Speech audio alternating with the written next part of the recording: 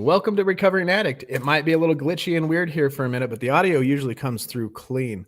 But thank you for joining us. I'm LT, your host, and I am an alcoholic addict. I'm Felice Weaver, your co-host, the wife of an alcoholic addict, here with the other side and some perspective. I think with what we've been learning, you need to start referring to yourself as the alcoholic's wife's co-addict. Because we learned what co-addiction is, you guys, and she fits the bill. My name is Felice Weaver. Bill. I am a co-addict. Co-addict. Co-addict extraordinaire. Co-addict LT-aholic. I am a member of the co-addiction clan. Who we got in the chat hanging out with us? Danielle, welcome. Marilyn, what's going on? We got Link Weaver in the house. Right on, watching from the kitchen table. Michael, nice to see you as always. Hey, Merd, welcome, brother. Hey, thanks for that video. That was my, or thank you for the compliment. That was one of my very first little videos. The very first video I put on this YouTube channel was my story. And so that me coming through that tunnel, it's all, what do you call it? Metaphorical. I'm coming out into sobriety. I'm done with that garbage behind me. Coming out. No. Yeah, that should have been your theme song. Yep. That's all I hear now when you come out of the tunnel. Oh boy. If my coffee spills on Felice tonight, it's not my fault. Let it show. Who's this in the house? What's up? DJ, I don't know how to say that. So I'm going to call you Filder, sir. Senior. How do you say it? DJ Jill? Daryl from Baltimore. Even better. Daryl from Baltimore. Should have read the comment before I tried to read the name. I'm not the brightest of fellas in the house, okay? Hey, Aaron. Hello. What's up, Franny? Yep, we're family. All of us in these comments on this chat on the private Facebook page, we are all family. And if you guys are not a part of the private Facebook page, we'll throw a link up in the description. You guys can join that there because we are actually going to give $100 away next Tuesday, the 21st. Next Tuesday. All you have to do is share 3 videos, screenshot them, post your screenshot on that Facebook, the private Facebook page. And next Tuesday, we're going to gather up the names just like we did before. And right here on the spot, we'll send it through Cash App, Venmo, or Facebook Pay or whatever. Raina was our biggest winner, our big winner last time we did this. But what you can expect if this is a replay is I'm a recovering addict. I went down that road with meth. I ended up in jail in my early 20s. And then in my late 30s, I became a raging fifth a night, gallons on the weekend, whiskey drinking alcoholic. And I had to check myself into a hospital to detox for 3-4 days. And then I spent 5 months in an IOP. I'm currently on step 7. We're halfway through step 7. And I transitioned out of that 5 months of that IOP. I'm still in after and continuing care and still continuing to go and talking to counselors. I just got out of a Zoom meeting with NA home group. I go to NA, I go to AA, I read the literature. So we created this channel to help support struggling addicts. We created this channel to help people who are a spouse, a daughter, a mom, a son, a father, anybody that's related to and affected by addiction and the addict. We created this place for strength and hope. First, strength and hope, right? A place you can come and vent and know that you're not alone. And then secondly, to educate and give ourselves tools and how to get through these times of situations. So we educate really good. We learn a bunch of tools in NA. We learn a bunch of tools in AA. But if we don't continue to learn, we start to forget these tools. We start slipping back into our old ways, our old character defects, the old addict mind, the old addict thinking starts creeping back up on us. And that is where we will go back into a relapse. We learned from the book we're going through that recovery is like walking up a down escalator. You got to continue moving up that path. And as soon as you stop, that's when relapse happens. And if you continue to go down, boom, you're back into drugs and alcohol. And the further down you get, the blinders of denial start wrapping around your head as you sink further deeper. And you start denying you have a problem. And then you start talking yourself into going back to using alcohol or drugs. And then inevitably, you're back on the streets. And trust me, it is easier to stay sober than get sober. So continue up this escalator with us. That's what we are here for. I want to keep going up the escalator because relapse is not out of the, it's very possible I could relapse, And the cool thing is we've been going through co-addiction.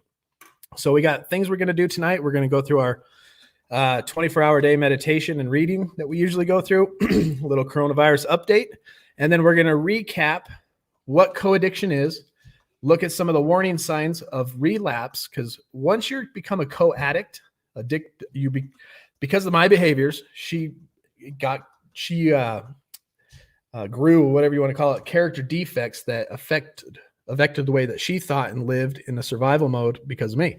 And that is the co-addiction to the addict. And that is a possible, that they need recovery too. They have to come out into recovery. They have a program that they have to work, and their recovery is on them, and the co-addict could relapse. And this whole book we've been going through the whole time on this channel since we started going live is called Staying Sober. It's a guide for relapse prevention by Terrence Gorski. We are on chapter 9 right now, but all the way up to chapter 9 was all about us addicts and the possibility of relapse, the warning signs to relapse. And there's 37 of them. And if you go to the private Facebook page, I've listed all 37. So you can go there and check out if you are experiencing any of these 37 warning signs and how to defeat them. You can start meditating like, do I see that in my life? Because as soon as relapse starts, you want to stop that process before it takes you right back to the inevitable. And then we get to chapter 9, and it talks about co-addiction. And so 2 shows ago, we defined what co-addiction is.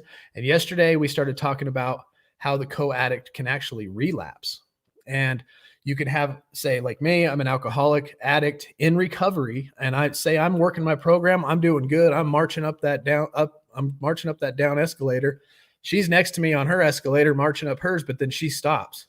And that's when relapse continues. And then all of a sudden I'm going up the recovery ladder and she's not. And all of a sudden her character defects, and I turn around and look, and all of a sudden she reacts wrong, and her character defects, which would be a relapse back into the old way of thinking, could create conflict, and then we could both stumble back into it, So both of us have to continue to keep working our program as we climb that ladder together, husband and wife. Yes, we do. Whew, I got to breathe when I talk. I only got me out of breath right there. Where are we at here? Aaron, Mama of Kenny, welcome. Haven't seen you for a minute. Holly. Glad you're here, Holly. How are you doing? We got you up here in the corner. Everybody, you see that comment on the screen right there in front of you. And then right here is Holly. She's on the front lines fighting the battle. She is out there fighting coronavirus. One molecule at a time. We got kids in the background that don't know how to be quiet. So if you hear a bunch of clanging, that's what that is. This is live TV. Who knows what they're doing? They got buckets. Link said hi to Merc. Yes, stay safe. What's Bob up to? Hey, Bob. I was thinking about you today, Bob. We were going through those warning signs yesterday, and you said that you were experiencing pretty much everyone we were going through. You doing okay? Are you working your program? Let us know a little more about that. I know that you're in a house full of addiction and stuff, like this princess who's really bad tonight. She's raging. She needs some smack or gack or something. Poor thing, trying to get sober. She gets to this point just on the other side of dope sick and starts raging. Oh yeah, I've seen that before, especially with a meth addict. They'll come down and their nutrition's low. Their mind isn't fed. They're dehydrated. They probably chain smoked 800 cigarettes. They come down, they fall asleep, and all of a sudden that addict is like, we need more. And you better get out of the way. She needs a sandwich. That's when lies, deception, that's when fights and just anything for them to make an excuse to go get more. Going to UA for drug court today was like family reunion. Got to see my fellows from recovery. Nice. Did you pass? Huh? You better have pass on them. I'm sure you did. I have total faith in you. Camellia, nice. You're a newcomer. Camille. Isn't there anybody celebrating 30, 60, or 90 days? What about you, Camellia? Let us know who you are, or if you want, as much as you want. It's up to you, but we're totally welcoming you is what I'm trying to do here. He's really good at it. But welcome. And if you'd like, share your drug of choice, your sobriety birthday.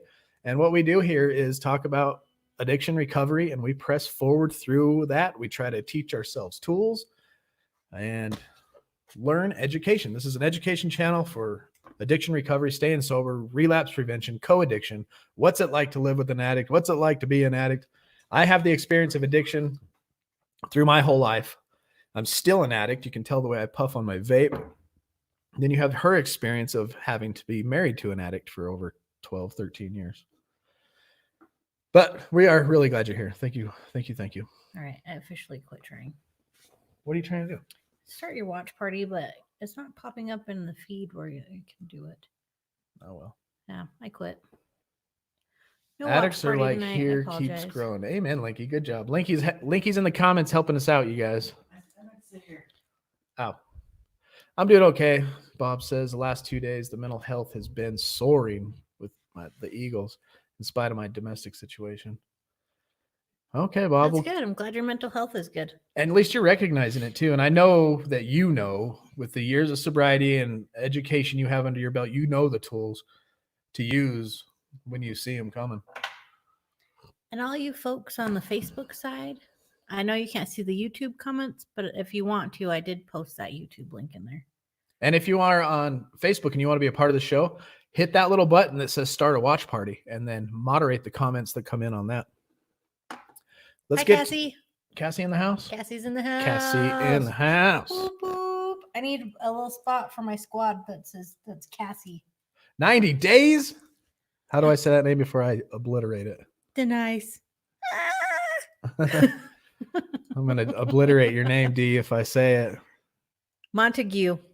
I think I got the Danessa? last name. Denesse? Denise. I suck at reading. So 90 days. She gets it all the time. You know she does. I get it too. This is for you, okay? I want to say happy birthday. I want to celebrate this 90 days with you. So check this out. This is for you.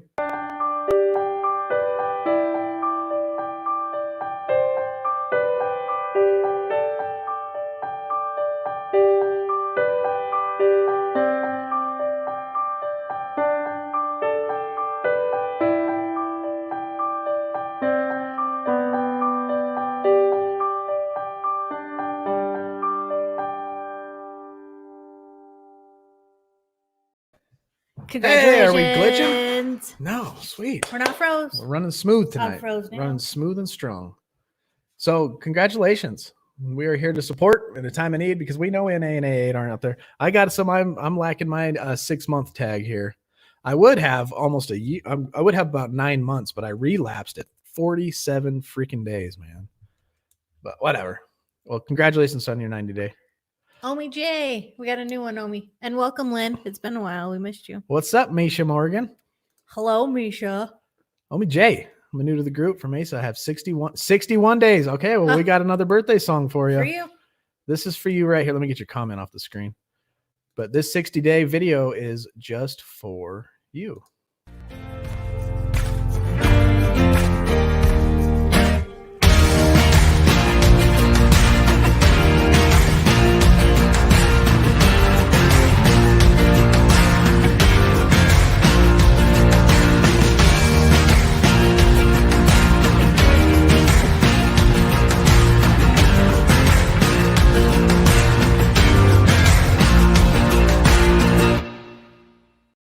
Ooh, congratulations. Right on. All right, let's get into our 24-hour day. April 16th, AA thought of the day. In AA, we have insurance. Our faith in God is a kind of insurance against the terrible things that might happen to us if we drink ever again. By putting our drinking problem in the hands of God, we've taken out a sort of insurance policy, which insures us against the ravages of drink. As our homes are insured against destruction by fire, okay? You put your faith in your higher power. That is your insurance in your sobriety and ever going back to drugs or alcohol. So the question is, am I paying my AA insurance premiums regularly? That's a good question. Are you paying your AA insurance premiums regularly? Are you doing what the 12 steps say about your higher power? Are you letting go? Are you letting God? And here's a banner I kind of created that I just like to put up here. Where is your head and your heart today? Is it in recovery? Have you done your inventory today? Have you reflected on anything that you've gone through, any hardships, and the way that your character acted in that? And did you act in a character defect or did you act in a character asset? And if you caught yourself in a character defect, did you pay into your insurance premium with your prayer to God to help you get through it? And the meditation of the day is, I must try to love all humanity. Love comes from thinking of every man or woman as your brother or sister because they are children of God. This way of thinking makes me care enough about them to really want to help them. I must put this kind of love into action by serving others. Love means no severe judging, no resentments, no malicious gossip, and no destructive criticism. It means patience, understanding, compassion, and helpfulness. And the prayer of the day is, I pray that I may realize that God loves me. Since he is the Father of all of us, I pray that I, in turn, may have love for all of his children. That's a good prayer. That's a good prayer. So how's your guys' walk in recovery? How was it today? How was it yesterday? What are we on? Thursday? Today's Thursday. We're almost through the week. Last week I was struggling with character defects. I wanted to make compulsive decision. I wanted what I wanted, and I wanted it now. I wasn't being patient. I wasn't enjoying the journey that God has me on right now. I wasn't enjoying the time and place and things that God had for me here and now. I wanted it over there. So I was looking in the future. I wasn't living just for today like we're trained to do.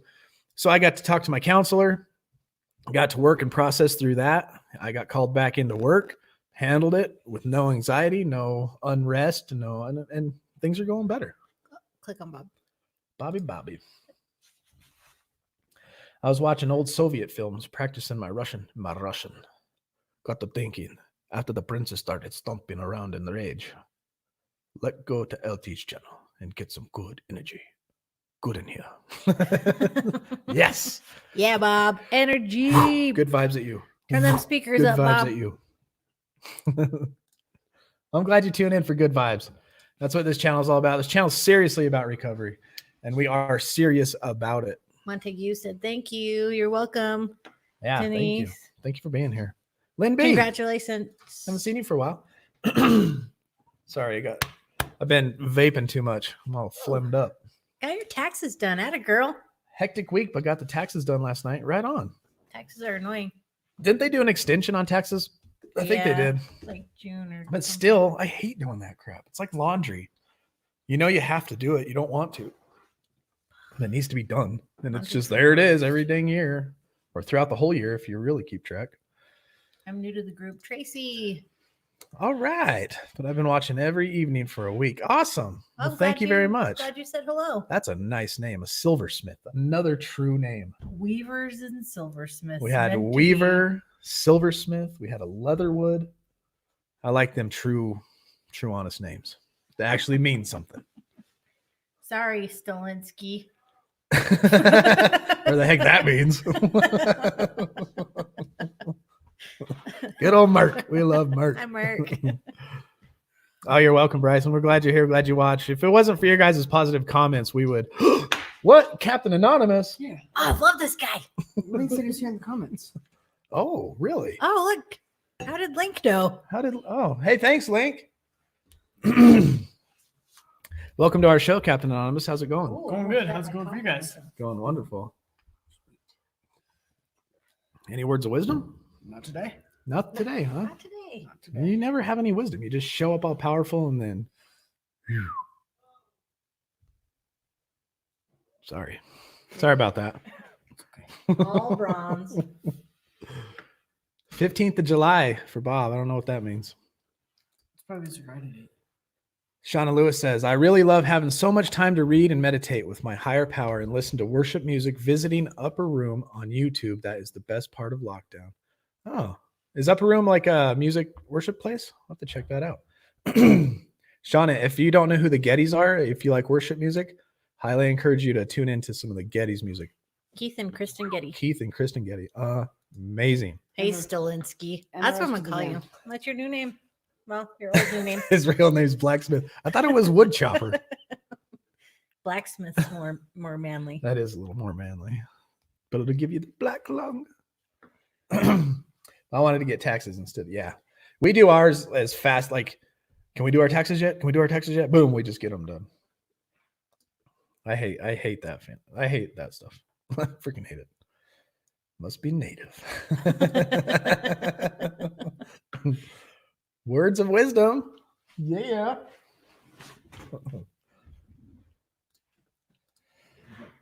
All right. back? So if you are in the All right. Utah area, Captain A will be back. see ya, Captain Anonymous. He takes 12 steps, jumps, and flies. There's a new thing out down south. Where is this thing at? It's Adventures Therapy. It's a new What's form that? of therapy helping recovering addicts in Utah. It's a place where you can go and ride motorcycles. You can climb cliffs. You can hike up to some of the arches. It's a 3-day thing, it says. Pretty cool. What's the name of it? Adventure Therapy is a new form of therapy. I'll have to figure out the name. That's pretty cool, though. Down south in Utah, I'll figure out the name. Research by that place shows that with help from the continuous practice of new behavior, the brain. So they're trying to give you new behaviors in life so that the brain can create new neural pathways. Studies show that the brain can also lose pathways that are no longer used. So when you are stuck in addiction, I've read this before. When you're stuck in addiction and you train your mind to only think about survival modes and you're trying to just get that next high, that next drunk, and besides the chemical, it's actually ruining the wiring of your brain and your brain's wired. So you got to in recovery. That's what we're doing. We're rewiring our brain, much like Link had to when he got his head crushed. Yeah, that was crazy watching him rewire his brain. Some interesting fact about brain recovery. Oh, it's called Adventures Anonymous. Ooh. Is that where you work? Is that your headquarters? Yeah. Adventures Anonymous is a 3-day program. Participants will test drive various pieces of equipment, hike to hot springs and natural stone arch.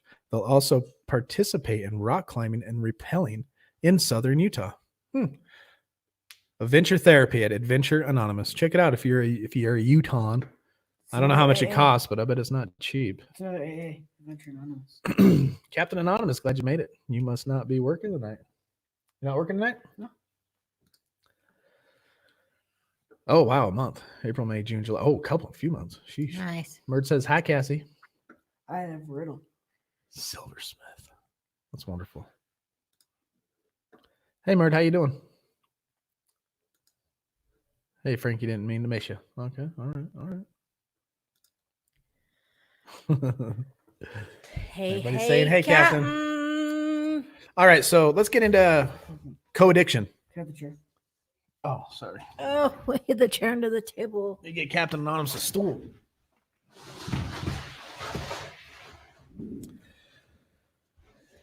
Cody, what's up, brother? Hi, Cody. That's no worries. We're just glad you're here, glad you're sober, and glad you're doing good. What are you at now? Like 10 days? Where's Cody at? You think he's about 10 days? Yeah, probably. Okay, so the co-addict. Let's recap on what is a co-addict. So us addicts, you know how we are. We create an abnormal situation in a family setting, right? I come home and I start drinking on the weekends, and at first it's no big deal. And then all of a sudden it turns into every night, and then it starts turning into a being quite drunk or high. It could be either one. And then she starts getting alarmed by it. And then she wants to protect herself and the family from my behavior. And then as time goes on and it progressively gets worse and worse, and I become a worse addict and living in my character defects and in my addiction, she's having to bob and weave trying to take care of me to the point where she starts getting embarrassed to talk about it in public. It starts affecting everything about her. She's watching, it's a possibility that she could be tracking my emails, my text, watching where I go, checking our spending, checking our banking account. And it becomes an obsession for the partner to an addict to try to help them, try to relieve them of their pain. They don't want to see them go through pain and get hurt and die. And so they're doing everything they can to protect them. And what this creates is an addiction to the addict. It happens over time. And so here's 8 signs that you're a co-addict. And it's actually some of the warning signs we were looking at yesterday. So we're going to go through these 8 signs real quick, and then we'll finish off our warning signs of relapse into co-addiction, and then press on through some stuff. I want to get through this book so we can jump into our next one. So here's 8 signs that you could be a co-addict. Do you have overwhelming emotions? You find yourself becoming distressed with worry, depression, anger, fear over the addict's behavior. You become consumed with negative feelings every time the addict uses, and you are more invested in their problems than your own problems. And that's not taking care of yourself. Number 2, neglecting responsibilities. Inattention to parenting, cooking, work, and other responsibilities, putting your life on the back burner every time the addict uses or has a crisis. So everything the addict does comes first, and everything that you want or need as a responsibility to do, even the children, comes second. You might be a co-addict. Being careless about your personal appearance and hygiene. Because of all your energy you are putting into the addict, you find little time to shower, brush your hair, brush your teeth, take care of your personal appearance the way that you would like to or the way that you used to. Maybe you're binging or emotionally eating. You are either too upset to eat or bring on junk food, or you bring junk food everywhere every time a crisis occurs with the addict. The crisis can be anything from your spouse forgetting to pick up the kids from school because they are high to being arrested or overdosing on drugs. So anytime some little or huge crisis happens with the addict's behavior because of the addiction, you turn to food. I liked this one. This one I think is a deep one that a lot of co-addicts experience, is the keeping of secrets. You find yourself holding on to things the addict is doing inside or leaving out details to others because you feel that they would make the addict look bad. And then you feel shame or embarrassed to talk to people you trust about what is really going on. You know what I mean? Yes. You experience that? I experienced that a lot until I didn't care anymore because it was too hard and took too much effort to keep it all to myself. But I didn't go out blabbing it to the world. Instead, I went to a counselor who I trusted very much and a very close friend, and told them how I was feeling, expressed my emotions to them. Because you don't have to tell the world, but you should tell somebody and get that off your chest. And then quit making excuses for them when they don't want to go do things, or they're hungover and can't go to work, or you let them. I would just say ask him instead of coming up with excuses. He could come up with his own excuses at a certain point. Yep, that's good. Look at Bob. He says, talking about abnormal, I got intravenous drug addicts living in a tent in my garage. Normal? That ship has sailed. Oh, time for Linky's joke of the day. Hey, what's up, Angelo? From building 507. Your brother's on. Oh, brother. Do you think Trace is overdose? Jeez. You're so punny. Is that a pun? Yeah, good job, Cody. So Cody said April 2nd was his last day. We have that written down, but I just haven't done the math. Yeah, so you'll have 30 days in no time. One day at a time. Just saying. I gotta go. Oh, see you. Hey, Veronica. Right on. Welcome. Glad you're back. Better late than never. It's all good. You guys don't have to feel pressure to catch a show every night. We'll be here every night. If you can make it, you can make it. If you can't, you can't. We got No worries. Angelo from 507 and Jim from building 237. Jim, When you from talk from work, 237. I feel the need to call you Mr. Gregor. It's Who's Mr. Gregor? just a thing, but Jim, I love him too much. To my call him Mr. stepdaddy, Gregor. whom I love, and my brother, whom I love, are here. All right, the next co-addiction sign that shows that you may be an addict is enabling. This is a bigger paragraph here. Enabling must be a big one. When the addict fails to meet your needs or his or her responsibilities, you pick up the slack. You make up for the deficit, whether emotionally, financially, socially, or professionally, over and over and over again. Non-enabler enabling. I use the term for people like myself who insist they do not enable addicts. They confront the addict, fight with the addict over their drug use, and are clear that the drug use is a problem. To their knowledge, they do not pick up the slack for the addict, and they do not make excuses for them. However, when one does not set boundaries with an addict, allows an addict in their life despite their addiction, this is still enabling. If a person does set boundaries, complains about the broken promises, and ultimately forgives the addict over and over again, this is also enabling. I want to read that again. If a person does set boundaries, right? Yes. If a person does set boundaries, Set the boundaries. complains about the broken promises, and ultimately forgives the addict over and over and over again. Okay, so you set a boundary, the addict crosses it, and then you forgive, Yeah, and then you complain about it. So basically what that's saying is if you don't set a solid boundary and keep that boundary and keep the addict at a distance where you can take care of yourself, you're an enabler. That's what that sentence says. So, for example, if your spouse was out all night getting high, you do not speak to him for a week. But after a week, if they are sorry enough, you forgive. You're enabling. If you are not happy with the behaviors of an addict and you continue to try to be in a relationship with them, you must turn the focus on your own behavior. If an addict knows that even though you don't agree with what they are doing, you're not going to leave them. They have no real consequences, and in turn, this is enabling.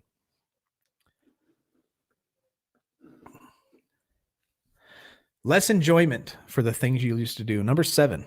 If you have less enjoyment for the things you love to do, you love to read, surf, exercise, dine with friends, watch movies, paint, walk, or do yoga, and find the things that brought you enjoyment, you either chose not to do them anymore, do not have the energy to do, or you cannot find the time to do. Too much time and mental energy is being taken by the addict's addiction. You got to take care of yourself. And the 8th and final one, friends and family see a change in you. The people you love, those who are detached from your situation, you can see more clearly tell you there is a negative change in your behavior. Before an addictive relationship begins, your true friends and family knew you for the person you are. If a loved one tells you they sense something is wrong and they are worried about you and see you disengaged, heed their warning. So, does any of those relate to any of you out there? I have some friends and family on here, and I'm going to ask you that question. Did you guys see a change in me, in my attitudes, while LT was going through his addiction, while we were going through it together? Probably. Feel free to comment. Shauna says, co-addict subject takes my mind back to my relationship with my ex who was on bath salt. Whew. Wow. That's nasty. Bad deal. He's off the needle now. Amen. Amen. That's good. Bath salts, man, that's scary. I'm so glad I did drugs when I did drugs. This new stuff they got out, man, alive, it's scary. Frankie, welcome, Frankie. Hey, Frankie, it's the first time on here. Like, oh, good. Thank you. Appreciate Thank you that. very much. We're glad you're here. Ding. Making me Hot hungry, pockets Bob. are done. All right, so those of you who are just joining, let me recap real quick. I'm LT. I'm an addict alcoholic. I have 2 times gone down the hill, hit rock bottom, once with meth. The second one was with alcohol. I did a year in jail, did some time in a halfway house, a couple years of probation in my early 20s, second degree felony, the whole thing. Later in life, I became a raging alcoholic, drinking basically a fifth a night, started ruining my reputation at work, started to deteriorate my family relationship here in the house with the wife and kids.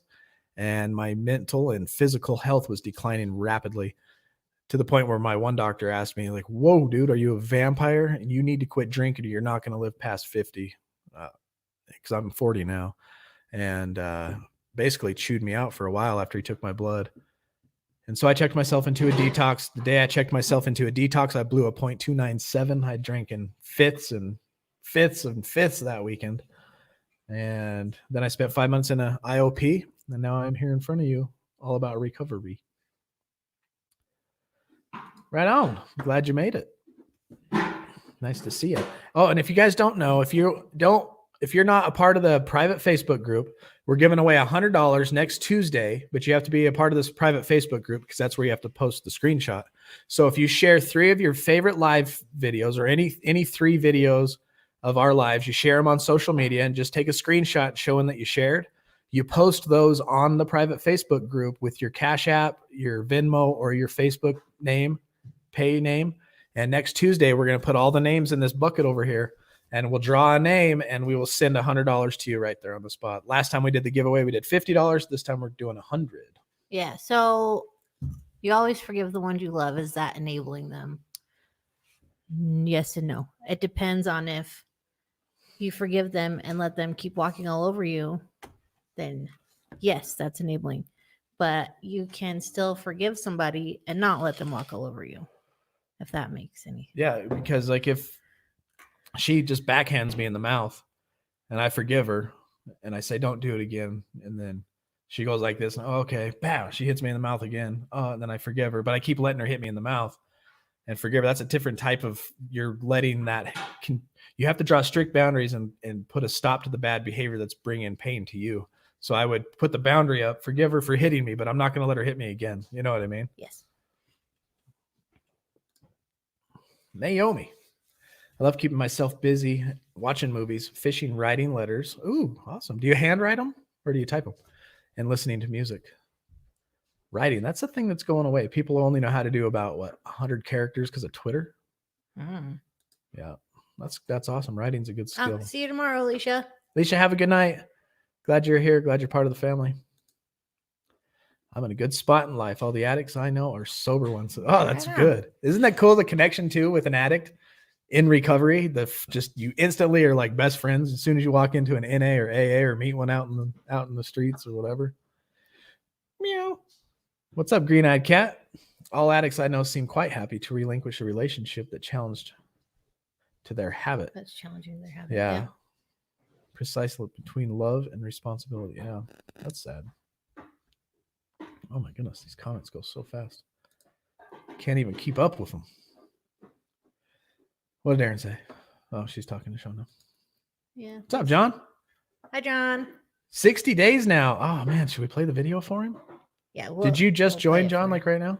We'll play it for you here in a little bit. It's almost time for our motivational video by Cassie. I'll read Jim's ruining my home. Jim, we both had a part to play in that one, okay? I'm not taking all that. It ruined my home too. It ruined our home. My left knee, my right knee, my kidney, my liver knee. And while we're on this momentary pause, let's take a look at the quote of the day by Cassie. Maybe. Hey guys, back again today with a motivational quote here on Recovering Addicts. Nothing is impossible. The word itself says, I'm possible. Audrey Hepburn. You know what to do. Continue to keep spreading that love. Bam. You got to rewrite that word. It's not impossible. I'm Thank you, possible. Cassie. Thank you, Cassie. Cassie's hanging out in the comments. Yeah. Yeah. Oh, man. Looks like Bryson has a question. Where? Right there. Oh, You take it. You take it over. I'm going to have to start giving her Right. control because I talk too much. And right there. Is alcohol and drugs two different ways to recover? Are alcohol and drugs? Or are they the same? This is my opinion. I'm going to throw out this disclaimer. I'm not a doctor. We're not doctors. We're not psychiatrists, psychologists. And for serious medical help, please see a physician. But in my opinion, because I've experienced this for 2 times in my life where I've hit rock bottom, but been an addict in between the whole time, the alcohol and drugs at the core, addiction is addiction. So what you have to define addiction. Addiction is because you can be addicted to your phone. You can be addicted to sex, pornography. And this place is to help recover all that, because at the end of the day, when you engage in your addiction, it releases serotonin from your brain. The brain sends it to your pleasure cells and your body gets happy and it feels good. And with drugs and alcohol, it increases that happiness. And in us addicts, there's the phenomenon of craving, to where once that chemical is released, we want more of it. And so we drink. And then when the party starts feeling like it's over, we got to continue drinking because we don't want that feeling to go away. We can't just catch a buzz, kick back, enjoy it, and then just relax and leave a half empty beer or, a half smoked joint on the table. We are going to smoke the whole bag, usually a quarter an ounce or whatever, as long as it lasts us a day or two. A 6-pack of beer is going to last me 15 minutes. I don't think there's much difference in drugs and alcohol. The big thing that I've noticed going to AA and NA is there is definitely a different crowd, because when you go to NA, you're dealing with drugs that take you further into a criminal lifestyle of addiction than alcohol does. And it seems like, and I'm talking majority, I know that both have their place. as far as criminal, offenses and crimes go. And they both go hand in hand. But when you're dealing with just alcoholics and drug addicts is a little bit more rougher crowd. It's more prison time you'll see, and these are more, tougher crowd.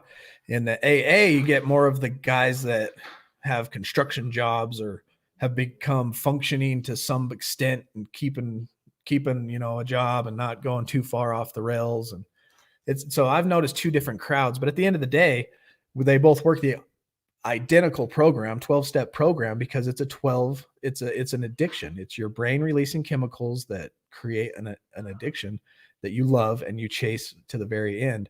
And us addicts chase it to the end. And abstinence is highly suggested for addicts because we always take it overboard. And you can tell by just the way you live your normal life, how you eat cookies, how you drink coffee, how because we still overindulge in anything that gives us pleasure. Hope that answered, or at least I'm not here to answer questions, because at the end of the day, you got to answer it, but I'll give you another view to look at and maybe get you thinking, you know what I mean? A different perspective. Yeah. Bob says, I think the pendulum swings both ways. I got sent off to die and I didn't live up to the holy roller parents, and I end up with a doper and totally enabler.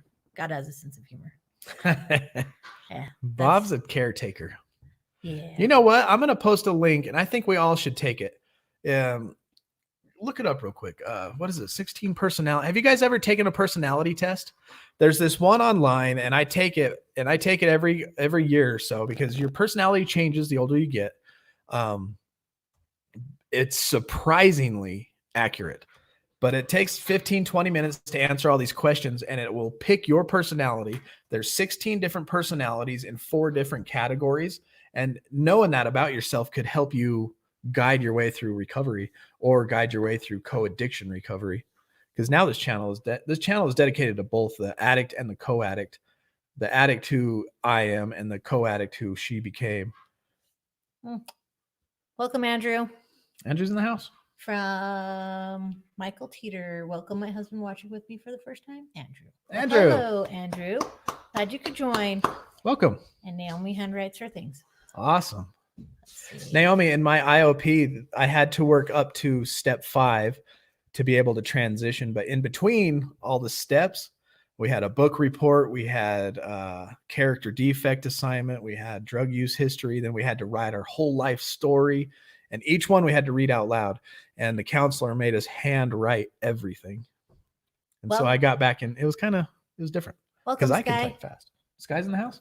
And welcome, Gina. All right, Sky. Oh, look, my mom is going to weigh in. Did you see the news on the other day on Channel 5? They had struggling with addiction.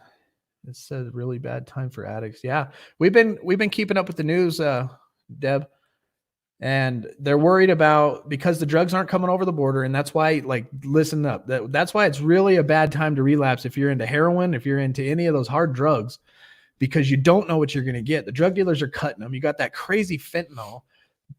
Drugs aren't coming across the border as smoothly as they were, so they're coming in different types of shipments. Then you got people who are hoarding drugs. And right now, you go buy a sack of whatever the crap you're going to get. You don't know what you're going to get. And you could literally, if you decide to relapse, you could end up dead. Right now is a very dangerous time to be a drug addict. On top of that, if you are in recovery and you're taking maintenance medication like Oxen or methadone or any of that, the clinics are really hard to get to. So I know that they've been sending people that are less likely to relapse with a larger dose so that they can self-medicate instead of having to show up at this place every day for their dose. And that's dangerous, because I know if they sent me home with a large amount, I would use it all that night. I would be in the high percentage of that relapse, but it's very dangerous time. And the addictions and the relapses are getting worse. So on top of our opioid epidemic that we already had, and the people in recovery are now facing this stress and relapsing, there are going to have a huge wave of this. So we got the opioid epidemic and the coronavirus epidemic going at the same time. And once the coronavirus starts to settle down, then we got the financial situation to roll out. And through the whole time, we got to try to keep recovering people sober and in recovery, which is awesome because we learn the tools to do it. And we can teach the tools to those who aren't addicts to handle these times of stress too. But yeah, it's a bad time for addiction. We need that face-to-face fellowship, especially some of us who have actually had to drop walls and barriers to learn how to walk into a group of people and talk about these things we call emotions. And especially when you're first clean and sober and emotions come to you at Mach 9 and they're off the Richter scale and in the intensity, even whether it's anxiety or excitement. So yeah, it's tough time. So that's kind of what we're here for. John is still trying to understand his addiction and how to overcome it. Well, you found the right place, John. Every day is a challenge to stay sober. Yeah, hopefully we can help you out there, John. It's funny. My late husband used to say I had 20 personalities, says Naomi. Oh, it's funny. So if you're part of that private Facebook group, did you post a link to I'll post that? it again. If you're part of that private Facebook group, this will be fun. I'll take the test again tonight. I haven't taken it for about a year and a half. And let's post just what it says about just post what your personality is. And then we can kind of read about each other and get to know each other a little better. It's a fun test. I'll retake mine. And it gives you pages of things to read about yourself. It's a trip. And it's a trip how accurate it is. So what happens if I become an enabler, says John. John, if you become an enabler, or if you already are, we'd have to get deeper into that talk. You need to draw a boundary and set a boundary, and you need to take care of yourself. You need to watch out for number one, and this goes for everybody in life. If you're not taking care of yourself physically and mentally and spiritually, you're not going to be present to take care of your wife and kids. It's the old saying that we talk about when the airplane's going down and those oxygen masks fall from the roof. The instructions tell you to put it on yourself first so that you don't pass out, and you can put it onto your children or wife or whoever's next to you that needs the help. So using that mentality in life of take care of yourself first, put that mask on yourself, make sure you're set. And if you're doing things to help that addict that's tearing you down, that's not healthy. I'll read a little chunk out of here about it.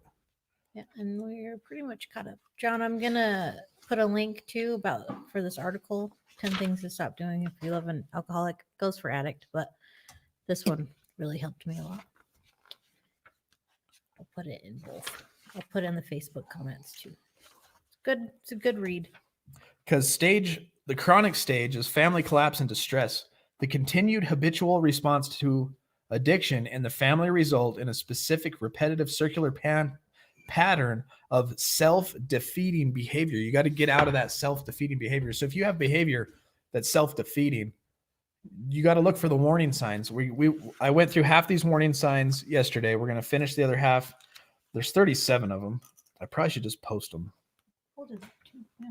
There's only a couple more. Couple hasn't. But this is about the co-addict relapsing, because the co-addict could relapse and then cause stress in the family. And that's not good either. So you got sleep disturbance. These are warning signs to look at of a co-addict in recovery. So this would be something she would need to pay attention to, or these warning signs also to apply to the addict, because this book is about relapse prevention. And that's what we don't want to do, is relapse. So you got to look out if you're not getting the good sleep that you need to get. If you have artificial emotions, the co-addict begins to exhibit feelings without conscious knowledge of why. He or she may become emotional for no reason at all. So that's a warning sign that you could relapse. You lose your behavior. The co-addict begins a loss of control of his or her temper, especially around the addict or the children. Loss of behavioral control is exhibited in such ways as over-punishing the children, hitting and yelling at the addict, or throwing things. Uncomfortable mood swings. Changes in the co-addict's moods happens without warning. So if it's an uncomfortable mood swings, the shifts are dramatic. He or she no longer feels somewhat down or somewhat happy, but instead goes from feeling extremely happy to extremely low. Failure to maintain interpersonal, informal support system. This is important. The co-addict stops reaching out to friends and family. That's a must. You have to. I know we're in the co-addict crisis, blah, blah, blah. We all have, but thank God it's 2020, and look at what we're doing now. Look at Zoom. Look at the meetings. Don't look at it as social distancing. It's physical distancing. You can still remain social. You got Zoom, you got Skype, You can enter into a room with your whole family. You can have dinner. Just like the other day, I know it wasn't the same, but we were still able to get Felice's mom on the phone, and she watched the kids hunt for Easter eggs in the front yard. So use what you have. Do not lose connection with your friends and family, your support system. And this may and it may happen very gradually. He or she turns down invitations for coffee, misses family gatherings, or no longer makes or returns phone calls. You got feelings of loneliness and isolation. That's a warning sign. Or you get tunnel vision. No matter what the issue or situation might be, the co-addict focuses on his or her opinion and decision and is unable to see another point of view. He or she becomes closed-minded. You always got to remain open-minded. And I don't mean the open-minded like where everything falls out. I mean open-minded to where you can think about things from different angles. And if you start losing the ability to see the other person's opinion or insight into a situation because you're so clogged with your ego, then that's a sign of relapse. And that's a character defect. Returning periods of floating anxiety. So if you're a co-addict and you're dealing with somebody that's an addict, how many times have you dealt with anxiety when the addict comes home or calls or exhibits any form of a body movement or eyes that show that they're using or high, or then they've treated and act out rashly towards you and the family, being drunk or high. And once they get clean and sober, all of a sudden it's almost like PTS. It's like a post-traumatic stress in a sense, because these things come back in flashes like triggers.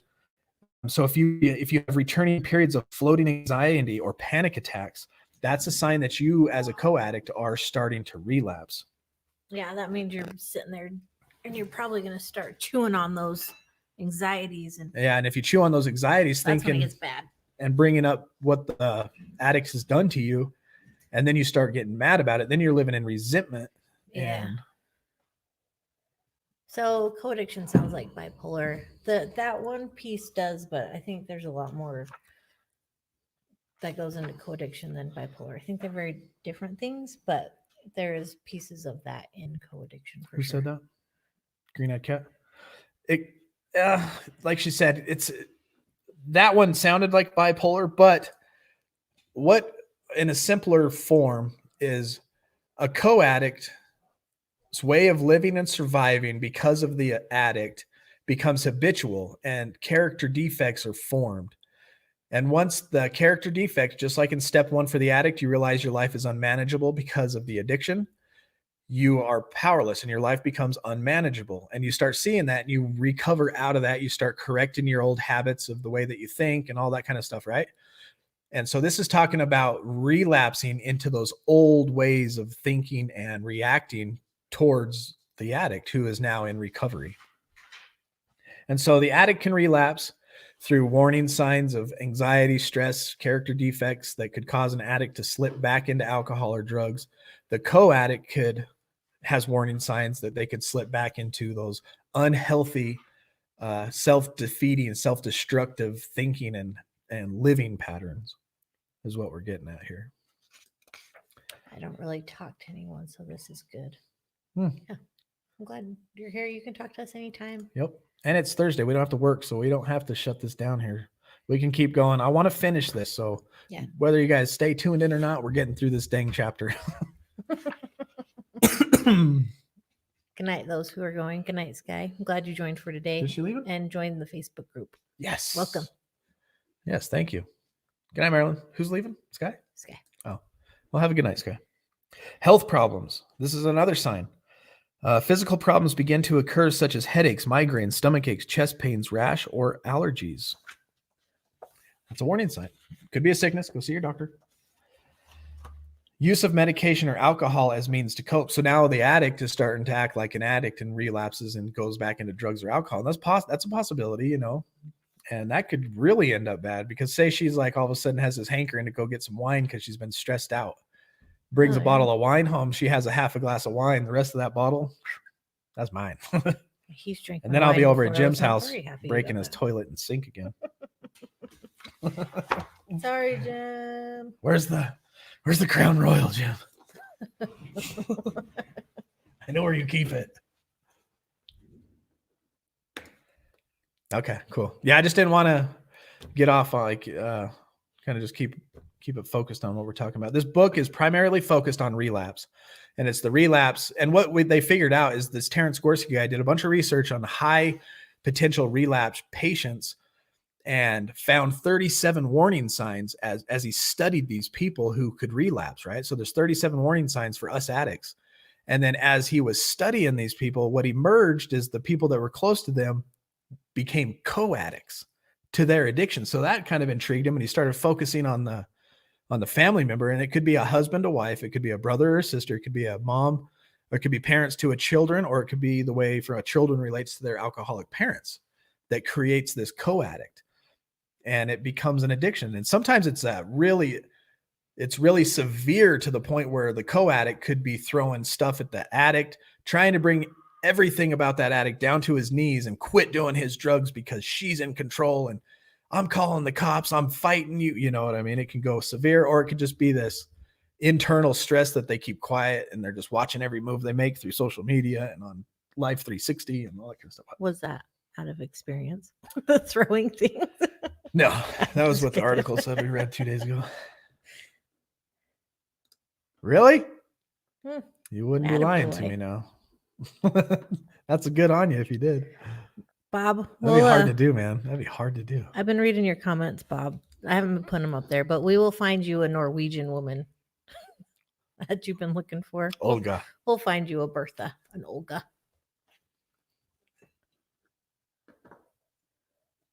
It's hard to kick someone to the curb that you love. I understand that. Michael Teeter said we just described him to a T with the wine. Yeah. Yep. So I've pleaded with the police, hat in hands, pleaded with CPS, talked to all the county people. No love. The state police even call her by her first name. Wow. Is that Princess you're talking about? All right, where were we?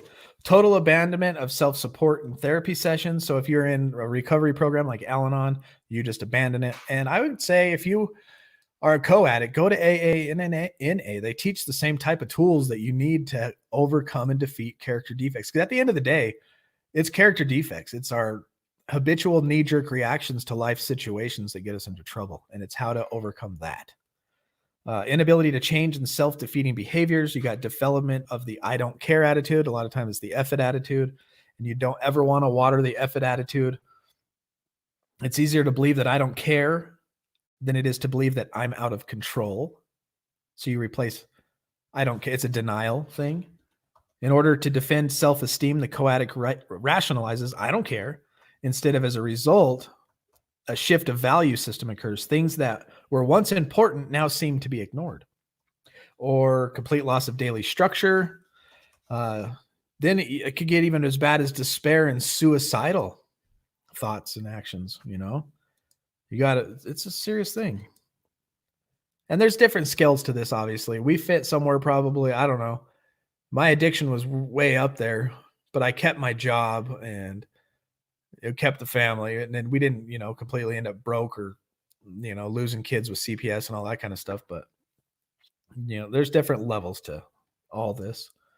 Major physical collapse. The physical symptoms become as severe that medical attention is required. And these can be any number of symptoms that become so severe that render the co-addict dysfunctional. Or number 37, you have an emotional breakdown. Having seemingly tried everything to cope, the co-addict can conceive no way to deal with his or her unmanageable life. At this point, the co-addict may be so depressed, hostile, or anxious that he or she is completely out of control. So on the private Facebook group page, we have all 37 warning signs that are for the addict, and they're called warning signs because as soon as we see them, we need to handle them to chop the process of falling backwards and down the hole into relapse. And the co-addict has 37 warning signs as well. So keep your eye on the private Facebook page. I'm going to post just the header to all of these, and then you can read through those and make sure you're reading both and then kind of analyzing your day. Just like it says running across the bottom of your screen. Where's your head? and your heart today? Have you done your inventory? If you don't know what doing your inventory is, that means looking at your character defects. If you don't understand what character defects, maybe that's a topic we need to bring on the show. And it's guaranteed it's going to happen. Yeah, that'll be a But good you one. got to understand what character defects are. Just like a car that has a flat tire, the tire has a defect in it, is that hole in the tire. Our character also has defects like self-importance, criticism, resent, and there's a lot of reasons we carry these. Dishonesty, impatience, vulgar or immoral thinking. And that's not just to do with sex. Vulgar and immoral thinking. Immoral is anything you're thinking about to break the law. Maybe what you thought about what you wanted to do to your ex or something, you know. There's lots of character defects. And so we're trying to teach I don't even know where I was going with that. We ended up way off on a rabbit hole. I don't know. I was telling Jordan what the name of the book was. Hey, Soupy. Nice to see you here. Hey, and Miss Hadley in the Jennifer house. and Octavia and Miss Amanda. I'm glad you and Cody are doing well. 5 years ago. I want to hear your story, Yeah. I'm curious. Miss Hadley. I'd like to hear your story too. Yeah. There's Bob wants to go to jail. We And don't so- want you to go to jail. And so what I mean is like taking inventory. That's what I was getting at. You look at these warning signs, and these warning signs are your defects in your character creeping back into your life. And you have to understand the character defects and the warning signs. And that's what it means by taking your inventory 2, 3, 4 times a day. Just stop and think about the last 2 hours. Think about the situations that arose. What happened to you in traffic? What happened to you when somebody came up and said something that you didn't like, or looked at you wrong, or you didn't get your food on time? Anything. Just look at the way you react to situations, analyze it, and in the spirit of step 10, if you were wrong, you promptly admit it and you correct it right there on the spot. You take personal inventory daily.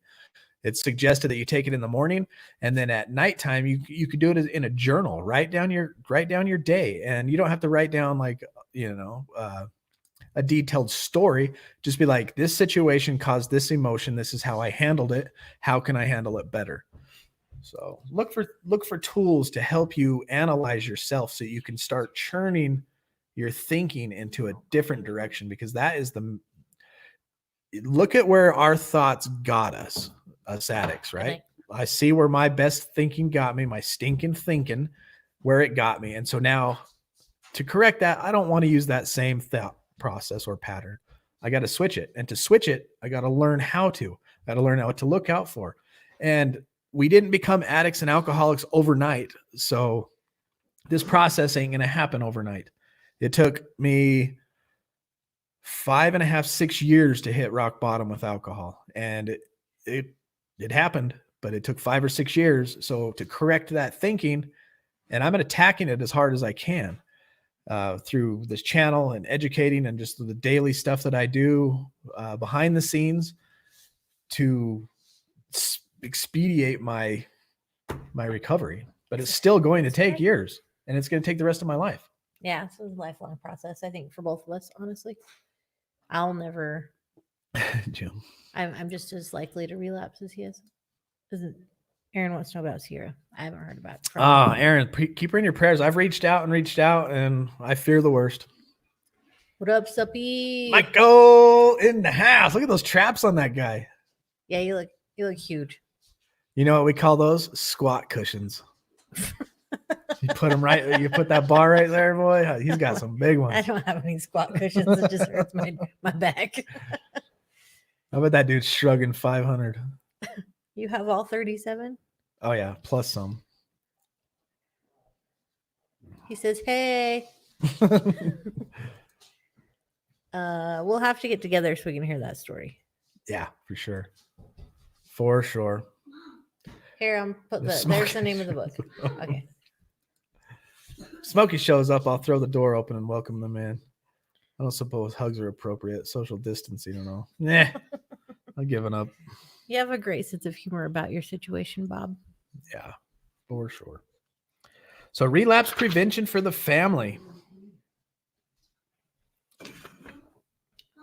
Hi, Del Korzakowski. Where? Right there. Dale, how's it going, brother? Squats are tomorrow. Right on. Yes. What you squatting, bro? What's your 3 numbers? When I was in it, when I was, us addicts, anything we do, we take it to the extreme. And so from age 28 to 33, I was extremely into fitness. And I got to the point where I could rep out 315 3 times. I could squat 405, about 5 reps. And then I could deadlift 405. Deadlift was kind of my weak spot. I could run a mile in 6 minutes and 20 seconds. I was in it. He was bro. very athletic. I was very in it.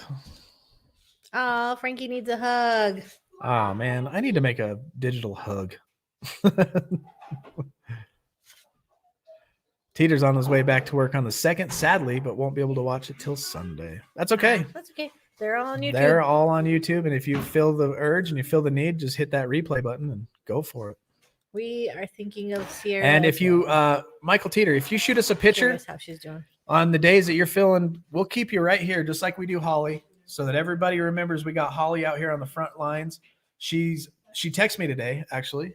Let me pull that up real quick. Who texted? Oh, Holly. Yeah. Sweet. I don't think I answered her, but I saw her name. Yep, there it is.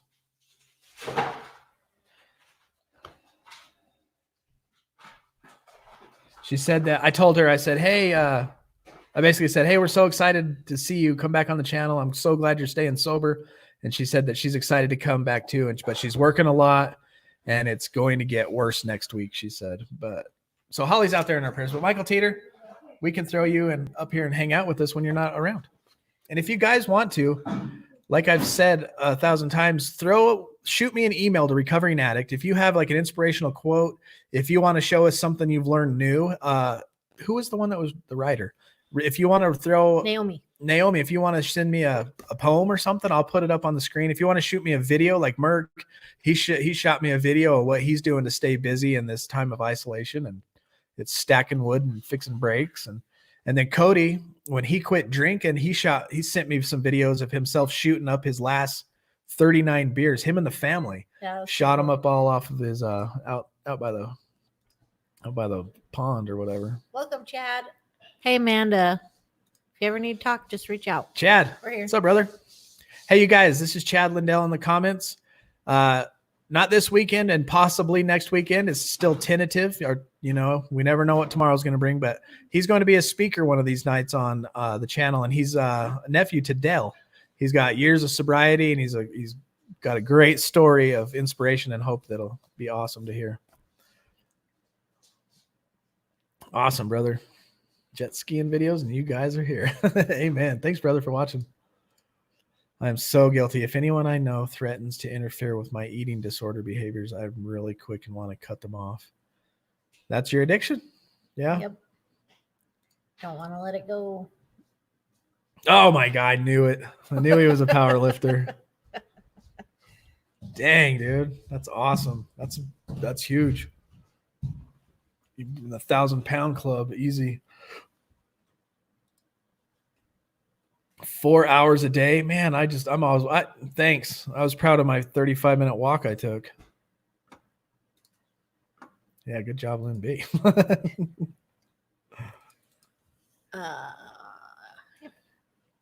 Yeah, I seen her, Aaron.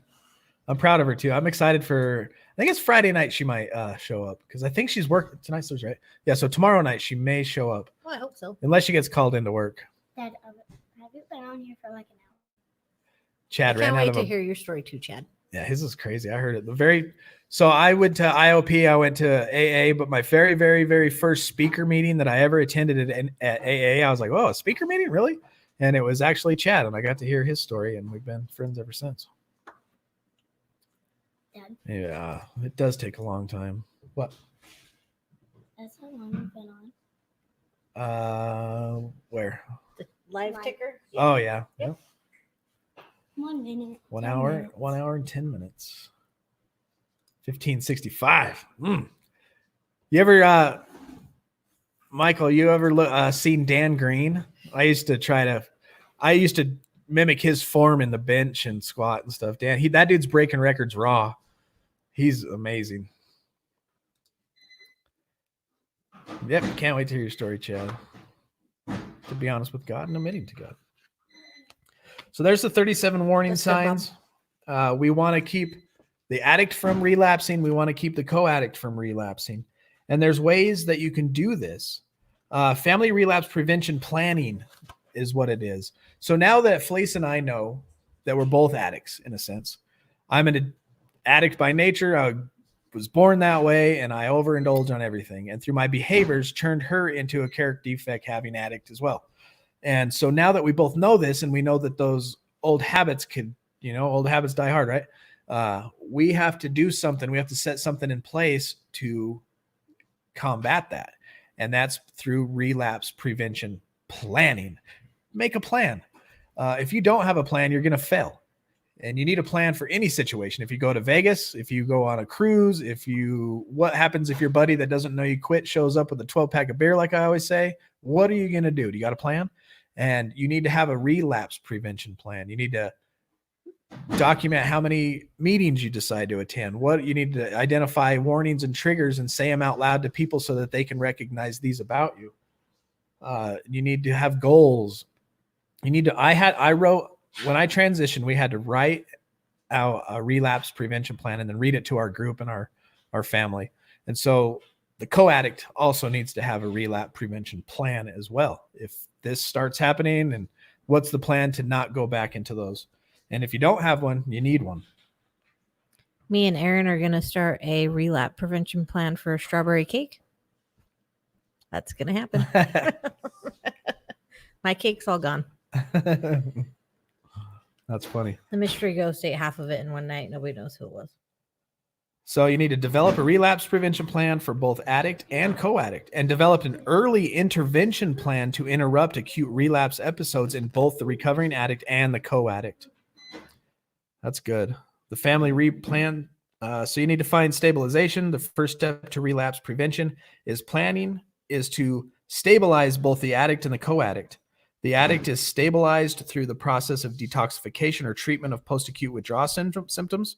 The spouse is stabilized by treating the co-addict's crisis through detachment from the addict's crisis, by regaining a reality-based perspective, and by the development of some basic personal strength. Well, that's pretty deep. I think we're going to chew on that one when we got a good hour tomorrow. I feel like that's about what I did when I started counseling with Maritza. Oh, I'm sure. I had to detach from you and put my head back on straight because it was not. Yeah, absolutely. I'm going to save that section for tomorrow. I want to really get into that. That's good. This is going to help us to, if you don't know how to write a relapse prevention plan for yourself, and if you're a co-addict and you just now realizing you're a co-addict, how to write a relapse prevention plan for yourself, and how a family, you can do it personally. If you're single, if you're a family, you definitely do it together, because like I always say, we recover better together. So tomorrow we'll definitely dig into that. You guys want to hear the numbers on the coronavirus? Ugh. Do we?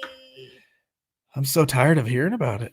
I know. Is it really as bad as they say? I don't know. It's like so over-newsed. It's becoming boring news. Everybody looks like a Mortal Kombat character walking around. Sub-Zero and Scorpion. Who's the grandma nurse? Grandma Anonymous? Was that you, Aaron? In your scrubs?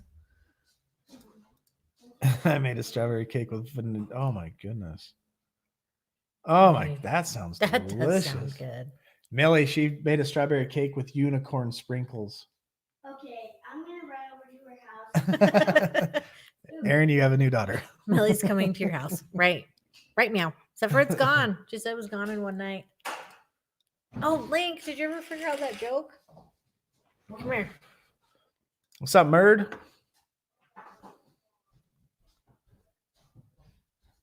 Bro, I'm right there with you, man. Right there with you, Murd. You want to tell it? Oh, I forgot to tell you that it's starting to look like the numbers are coming in that the recovering addict weekly Zoom meeting is going to be Saturday, 3:00 Mountain Standard Time. I will post the link in the private Facebook group, and that's where you'll be able to join every Saturday at 3. I think Sober James is doing his every Wednesday at, I'm going to use Utah time, so do the math wherever you live, at 2:00 Mountain Standard Time, which would be 3-4. And so at the Eastern time, and then it'd be 1, you know, do your own math. I'm going to always talk Utah Mountain Time. I have time for that. Do you have a joke? Linky's got a joke. Well, Millie's got a joke too. Ooh. No, you can say yours first.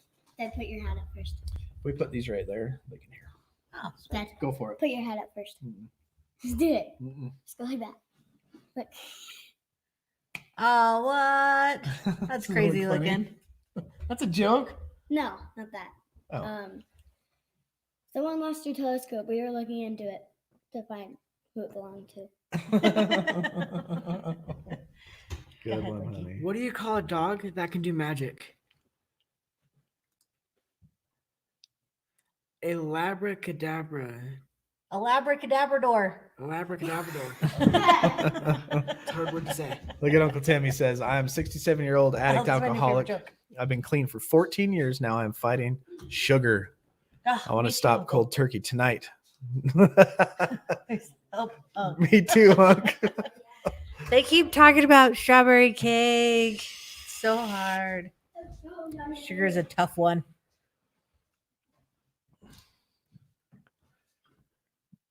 Oh, Aaron bought 2 Yeah. more mixes, Millie. They extended the lockdown in India and the UK. And I know in some places here in the US too, it's extended. I know the kids aren't going back to school. It's up for each individual governor. We got a pretty good governor in Utah as think far we as did. this COVID goes, because he hasn't quite shut us completely down. Utah's a pretty strong state. Maybe she'll mail you some. Love hearing your kids in the background. We still have 3 teens at home. They've all been to meetings with me, 13, 15, and 19. Nice, man. We got 8, 12, 14, and then 15. So we got 4 kids at home. That's disgusting. It's awesome. And they all have to recover. They all came to family group therapy with me. They've all attended. They know all the the steps. They could recite the steps, the prayers, the Linky, he knows all the tools. And it's pretty awesome. We recover better together. You do? I thought you did. Click on Angela.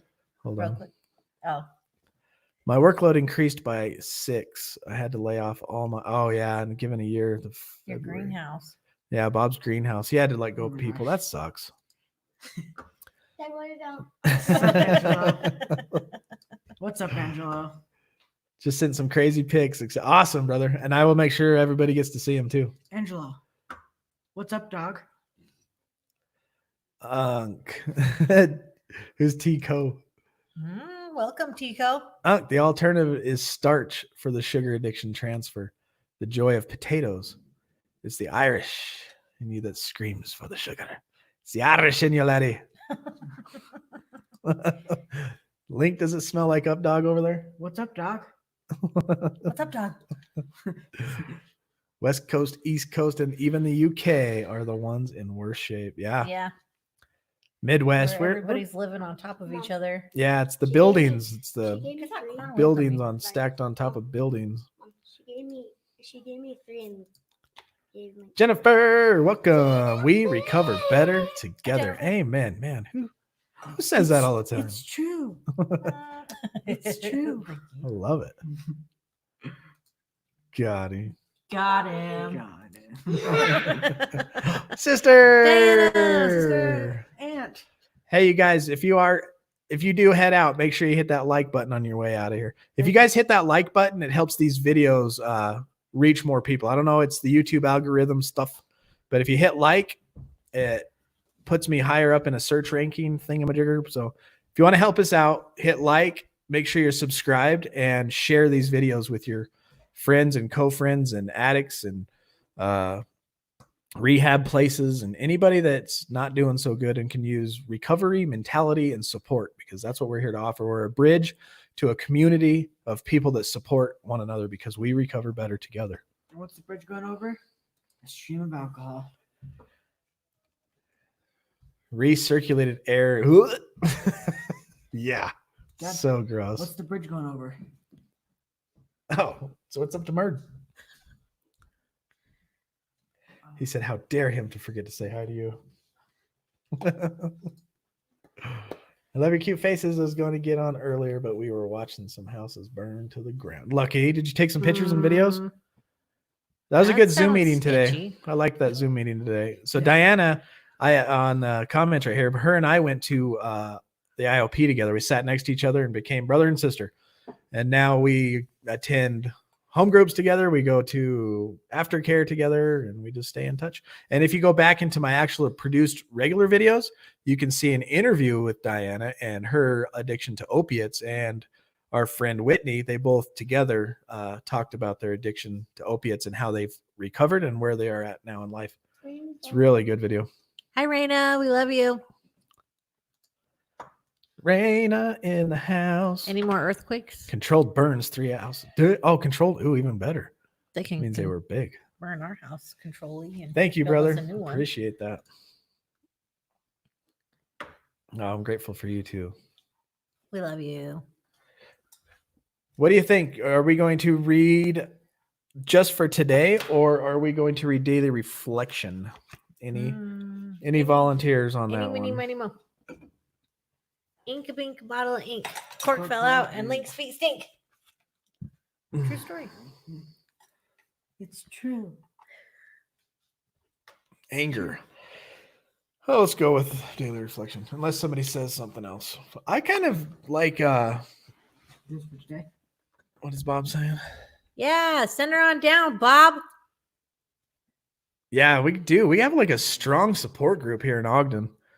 Yeah, We're all becoming really tight-knit friends. It's really awesome. There was another quake this morning. Yeah. Oh my goodness. It was like a 4.2 or something this morning. It was like 7 o'clock this morning. You holding up okay? Reflections. You gotta Reflections it is. Katie Joyner. Anger, a dubious luxury. If we were to live, we had to be free of anger. The grouch and the brainstorm were not for us. They may be the dubious luxury of normal men, but for alcoholics, these things are poison. Dubious luxury. How often I have remembered those words. It's not just anger that's best left to non-alcoholics. I built a list including justifiable resentment, self-pity, judgmentalism, self-righteousness, false pride, and false humility. I am always surpassed to read the actual quote. So will have the principles of the program been drummed into me that I keep thinking all of these defects are listed too. Thank God I can't afford them, or I surely would indulge in them. Oh, yeah. Those were all the character defects we were talking about, and anger is one of them. I was talking about this to Felice yesterday. We were on a drive, and it was funny because Link noticed from the back seat, he's like, Dad, yeah. I noticed you don't get road rage anymore. And I was like, I'm calm now, bud. It's the serenity of working the 12-step program and being off alcohol and drugs. Then it got me to thinking of the old habit that I got into. I would be so hungover on my way to work. Honestly, I was still drunk. I would have definitely got a DUI. But I would get pissed and drive fast. And then I got to the point where I realized I was doing it purposely to give myself an adrenaline rush to help with the hangover.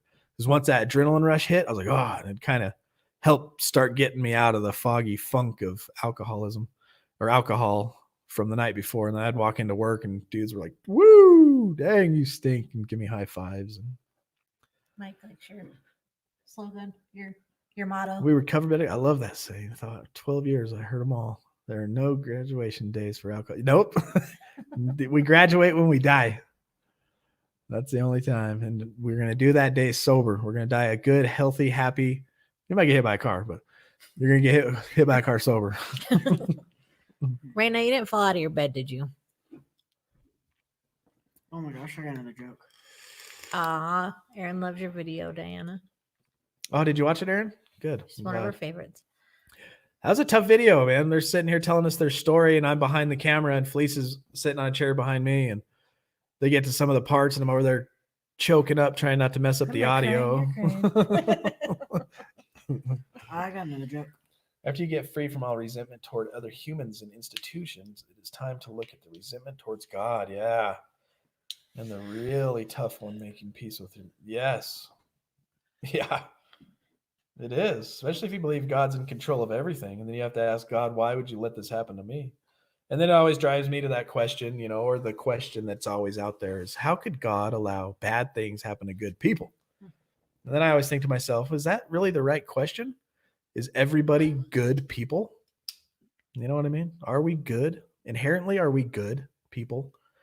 Do we have to teach a kid Selfish. how to be selfish and bad, or do we have to correct a kid and teach him how to be honest and unselfish? What are we born with? Are we born with the temperament to be selfish?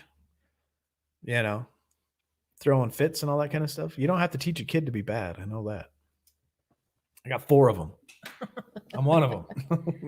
Murd doesn't miss those days when he was hungover, half asleep, Oh, having dude. to go to work early the next day.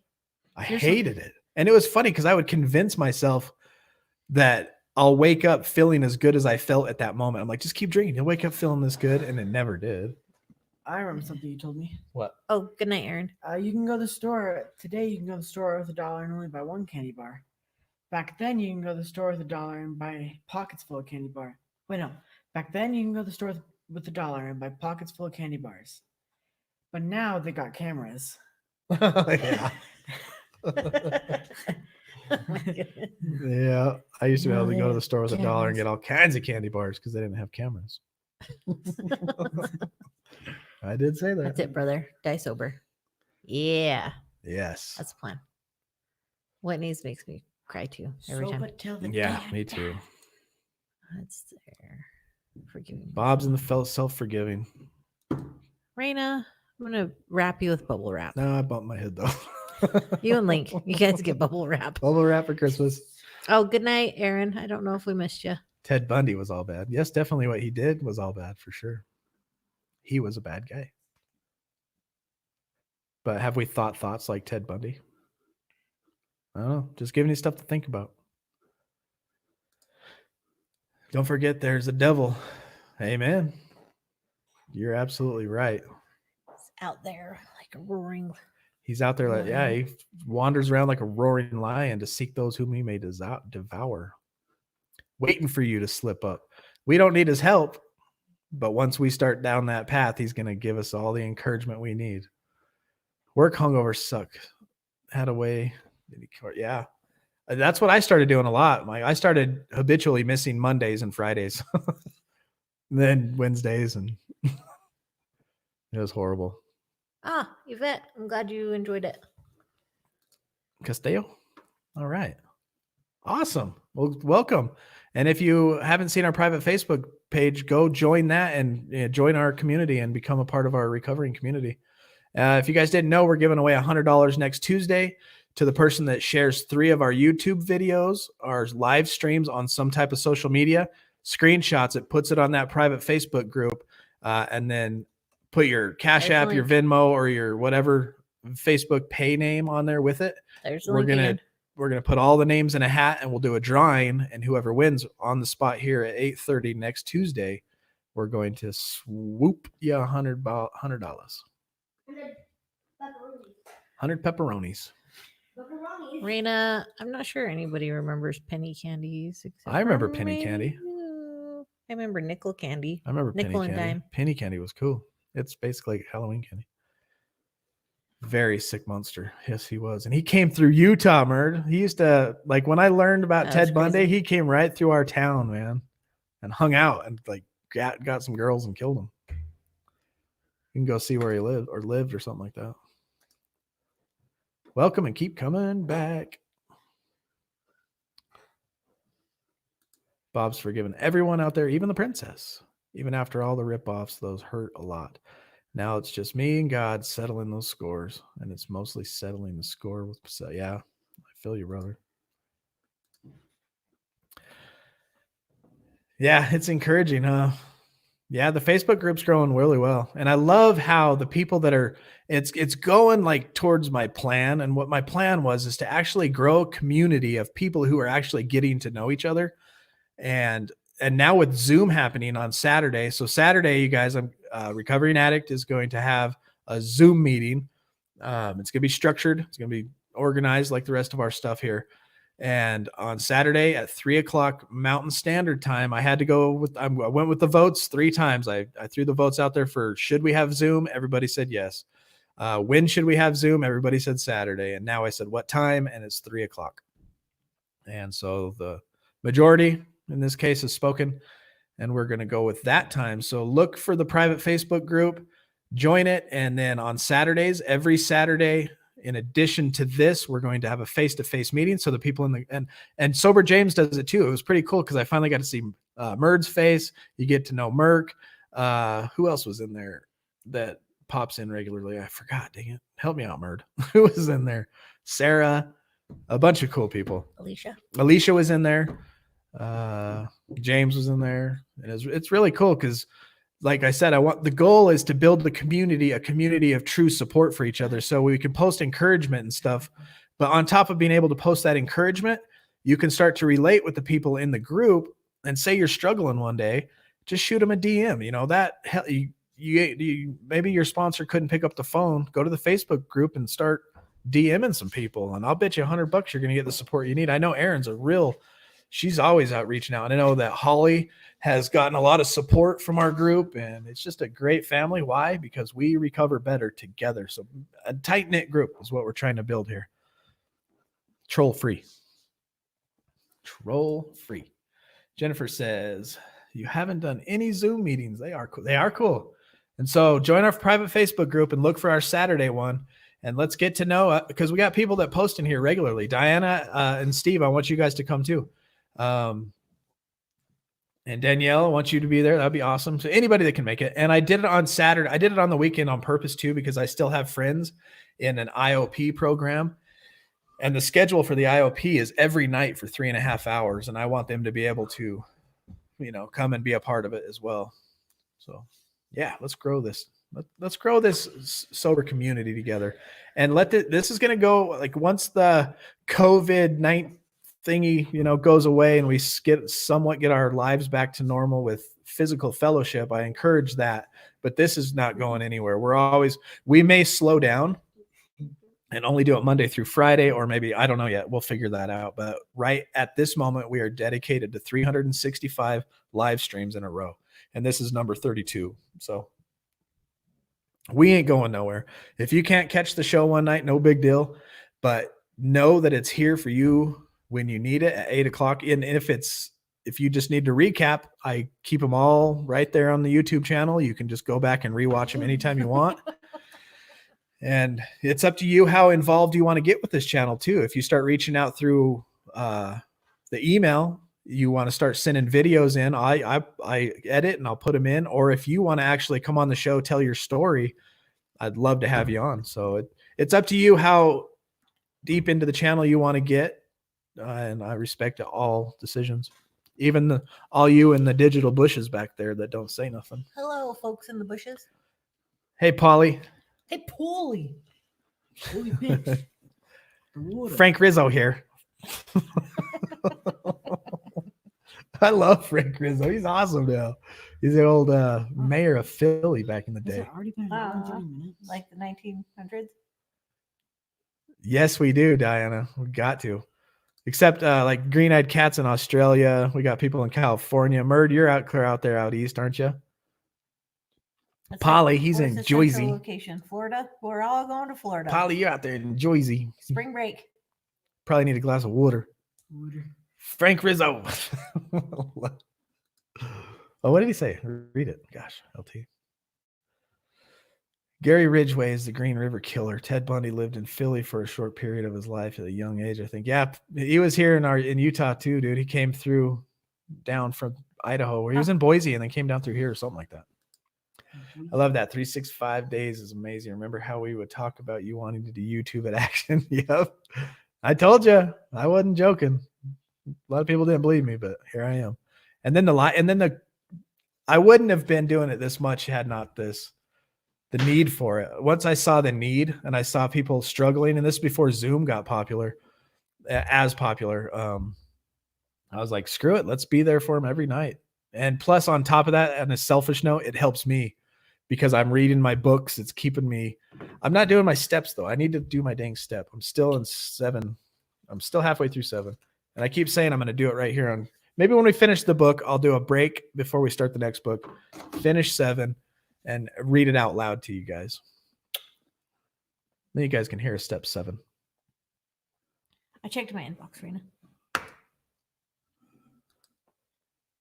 Me too. I've binged watched every freaking one on Netflix. True crime. Our drug counselor is offering a $20 gift card to whomever or group. County probation female drug court has the most meetings attended online. Awesome. Oh, that's cool. That's a How do good you approve it? incentive. Do you do like a screenshot or something? I'd make them think I went to $1 million. Gosh, that's your addict. That's my addict thinking. Do it. One question at a night. Do it one question a night. I'm on at 9. I don't get it. I'm on. Oh, one question. I got you. I'll do the whole thing on here. I don't even care. True crime. We don't watch true crime. We're gonna have to. How about remote sponsors online? Does anyone? Oh, there is somebody that sent me a message. I think it's Bill. He was willing to be a temporary online sponsor for anybody that needed it. Is Bill in the house? Is it you? You back in them digital bushes, bro? Is that you that sent me that? Oh, that's right, Michael. You're in Chicago. I used to live 3 hours away from Chicago. Chicago's safe now, no shootings. That's funny. I used to live in Michigan, You smell like makeup. right here. And from the sand dunes that were like right here, we could see on a nice clear day, I could see the skyscrapers of Chicago. One question a night. Silly. Okay. That's a better idea. So, well, that's a good idea. What we'll do. Thank you, Diana, for the great. See, that's what I need feedback to help get this channel a good a flow through our. And tonight, obviously, we've gone off the hinges because we don't have to work tomorrow and we don't care. But for the first hour, I want it to be a nice structured flow. So we can read the Kindle, we can go through the news, we can go through and then we'll add in one question a night from whatever step I'm working on. Beautiful. I love it. Thank you. I used to say the 7-step prayer every day for a few years. Sometimes I still do. God, I am now willing. Yes. Humbly willing. I am now willing. There are a couple local groups here that close with the 7th step prayer. Let me look that up.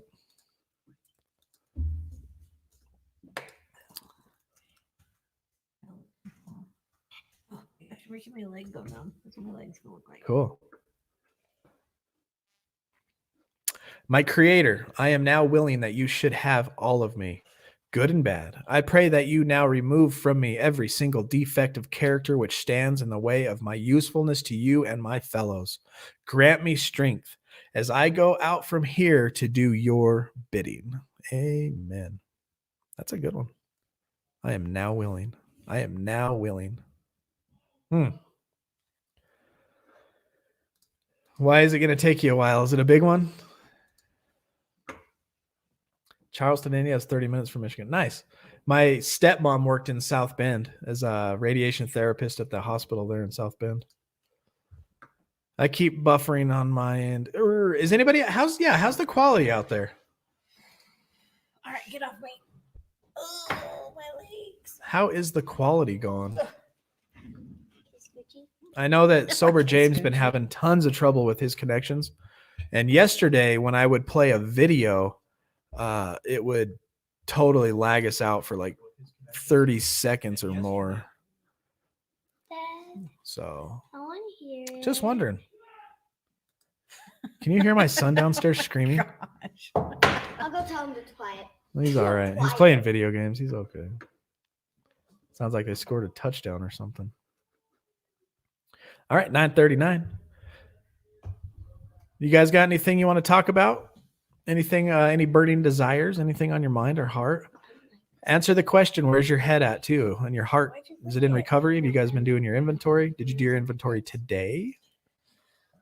We are about recovery. Recovery. Because we recover better together. Oh, duh. I know that. Making the amends. Oh, yeah. It's going to take you a while. It's going to take the rest of your life. It's going to take me the rest of my life, I'm sure. Recovery. Addict. I got all my family with me. Recovery. That is enough. That's all the words we know anyways. Oh my goodness. chapsticking it up. You talk for a minute. My throat hurts. I'm gonna vape. Because that's going to make your throat feel better. It does. Need to go get some water. No, more coffee would be great. Too We're just gonna hang out until funny. you guys decide to just leave. All of a sudden, it's just us talking to ourselves. Just like, We're just going to sit here and talk amongst ourselves. I'm getting verklempt. Talk amongst yourselves.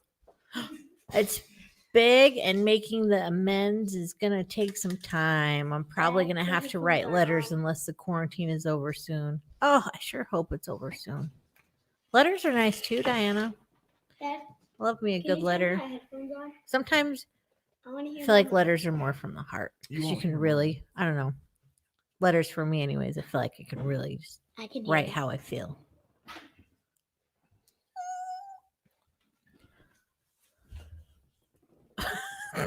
What? You can't see it yet. Murd's comment. Murd, he's got a good comment coming. Fleece is on the laptop. there. She gets the comments. See how it lagged out? Yeah, like 3 comments behind. I know you loved our singing, Murd. We're going to start a group. It's going to be called Recovering Family Acapella. No. Oh, what's it going to be called? Sing with recovery. Sing with recovery. We need a band name. Yep, we do. It's going to be Weaver, Blacksmith, Silversmith, Skalinsky, Acapella. No, the Weavers. And Michael the Teeter's on recovering step 2. addict that turns Ooh, step 2 sober for tomorrow. How much? Good job. Long time. Ooh. Don't sweat 9 too much. Divide it up into groups right away. As soon as I run into them, yeah, I get right on it. No way in hell ever. And yeah, do what you can, and as they pop up, do it if you can, huh? Diana, you know I'm a crier too. I don't know how many times we were in group and I was just like, huh. Every time in family group, as soon as Fleece's turn to talk, she would just start crying. There was just too much emotion attached to the memory. That's why I decided. Because I can speak in public, just not about that. And then I'm like, waterworks. While I laugh. Here's a topic if you guys want to see. What did Penny Young say? Pity. How are from you from Indiana? We were February 2019, 44 degrees. Brr. No. How many of you, I know Diana knows, but how many of you have seen the Link's story of what happened to him? Let me know in the comments and just put no if you don't know his story, and then put yes. And if there's more no's, or if you want to see it, I'll play it right now because I ain't got nothing but time. Quality is 99%. Everybody got time with it. My 2 sons are doing the same thing, yelling at their cousins, playing whatever it is they got. Vaping, listening to your wife. The wives know everything. The sooner you realize that, it means the sooner. Amen. Happy wife, happy life. Is it? Awesome. Diana said, play it now. Play it? Okay, let me cue it up. While he's cueing it, I'm going to go back to that whole brain injury thing I was going to talk about. And then I forgot about rewiring brains. But when Linky got in his accident, they didn't tell us until later that because his brain was dead here, it had to rewire everything. And it could take up to like 5-10 minutes for him to hear something and for it to go through and rewire itself in the brain. Like if we were like, squeeze my finger, he would have to hear it. It would make its way through his brain, down his arm, and into his hand for it to tell it what to do. And it could take up to like 5 minutes. It was crazy. I wish they would have told us that sooner. Okay. No, don't do it. No, it says don't know it. Oh, don't know it. That's I what was like, ah. New Mexico. Raina wants to see it. Okay, so I'm going to screen share this and I'll play it with the audio. But so I'll just recap 2017, May 30th, he got his head crushed. And this is, I'm always doing videos and audio, you know, that kind of crap. So I put together a little video of my experience and what I went through. So I'll screen share this. Let me get this comment off of here and do a little screen sharing right here. Chrome tab it there. Hit that, hit the audio, and then hit share. I'll pop this up. How long does it take just for that? All right, here we go, folks. Enjoy. Can you turn it up?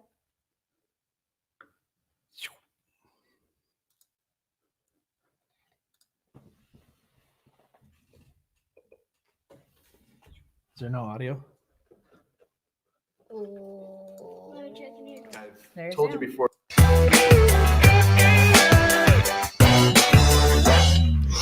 They just see it restart. Sometimes when us addicts use and drink, we're used to suppress trauma, tragedy that happened in our lives.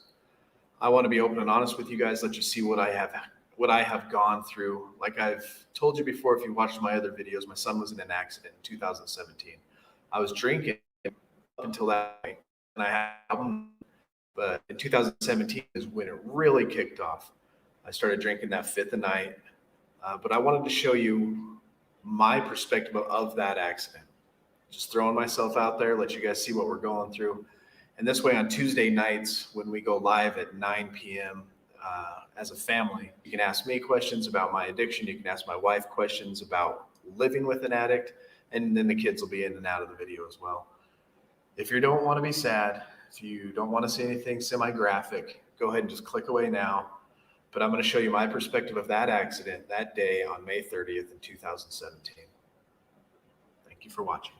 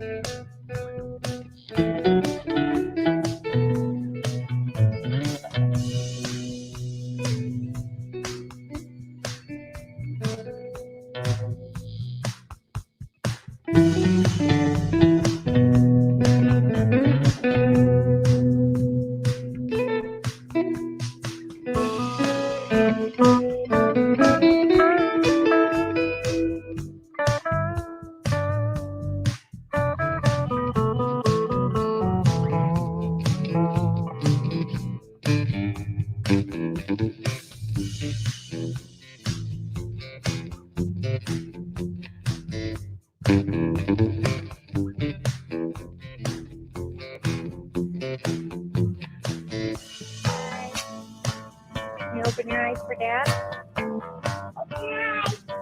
Nikki. Hi, there you are.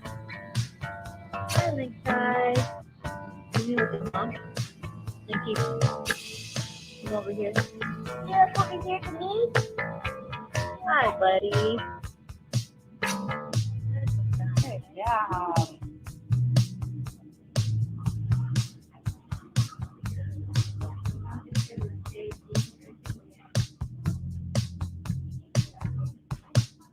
You did better than that.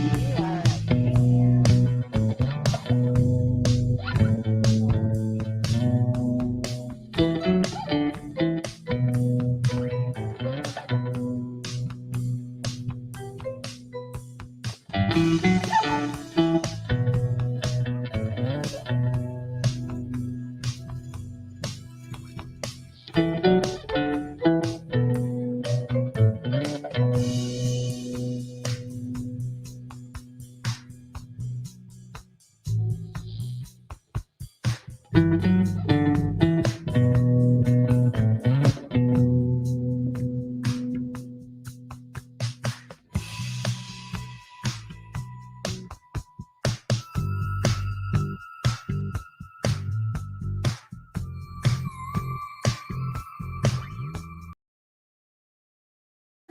was a pretty Pretty crazy, huh?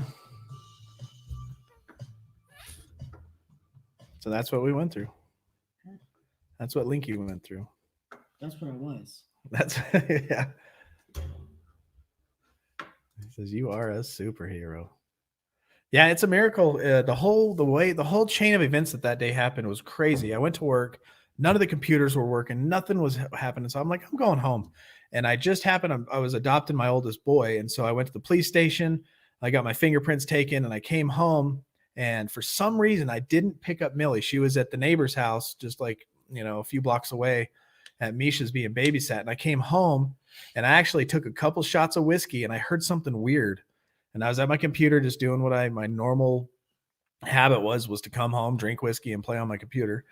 And all of a sudden, Amos comes running in the front door, freaking out. So I take off out the front door. I run up the hill, and there the machine was tipped over, and he's on the other side of it. I look, and there were 7 kids in that machine.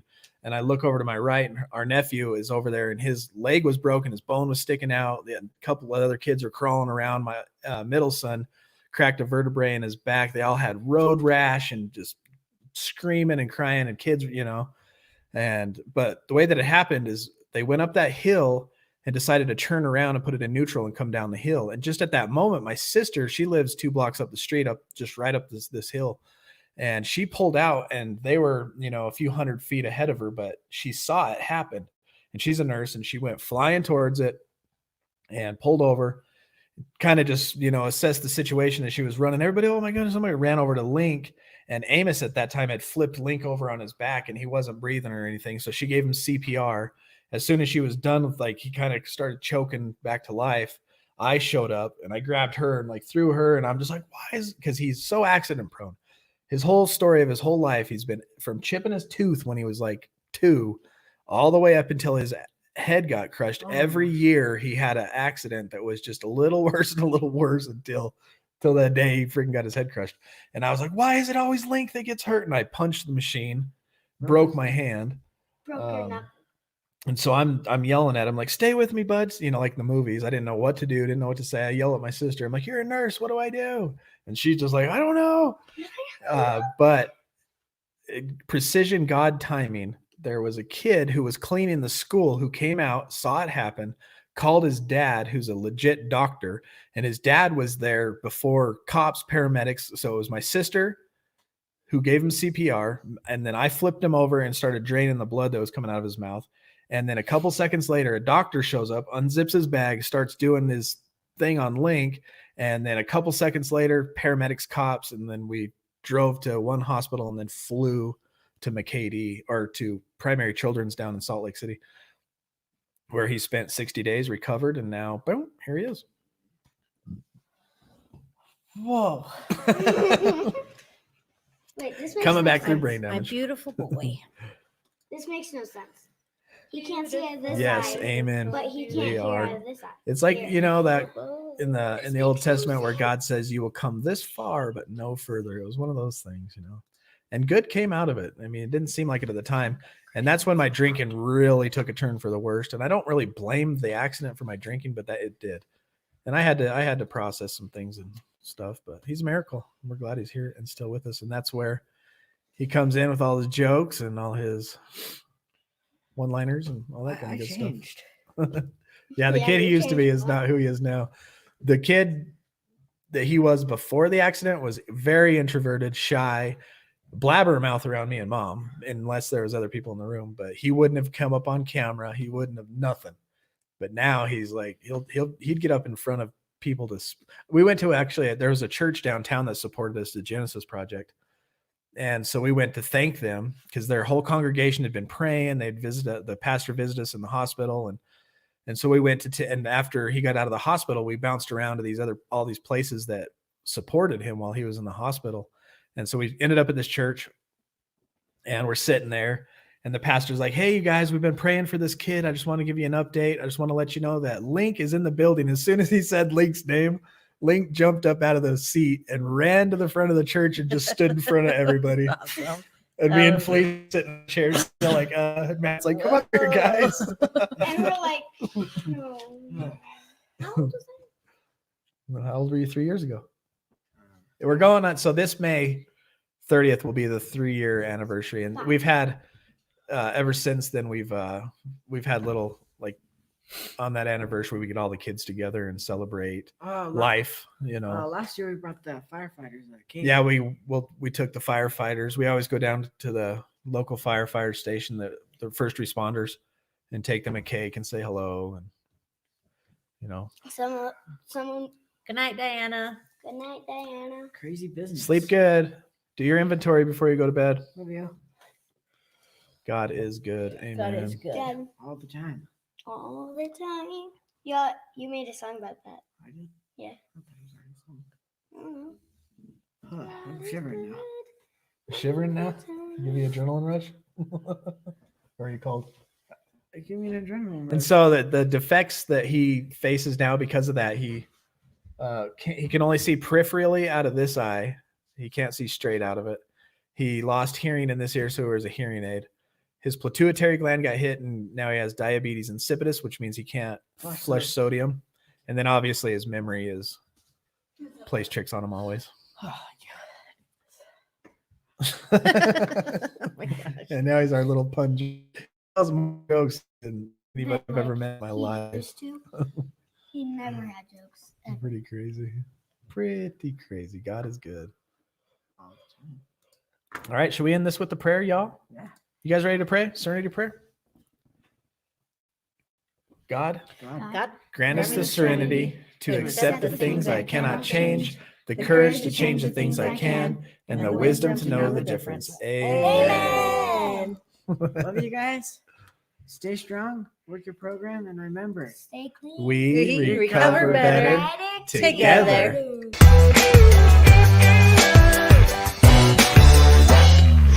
Good? Um.